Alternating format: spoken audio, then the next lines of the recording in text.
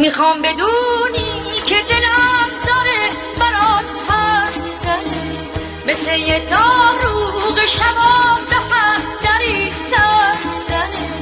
وقتی میای با اون چشات دنیامو پردور میکنی، غصه تنها موندن رو از دل من دور میکنی. اینجور به من نگاه نکن، آتیش به هستیم نزن، مست از می عشق تو تنه به مستیم نزن، آتیش به هستیم نزن.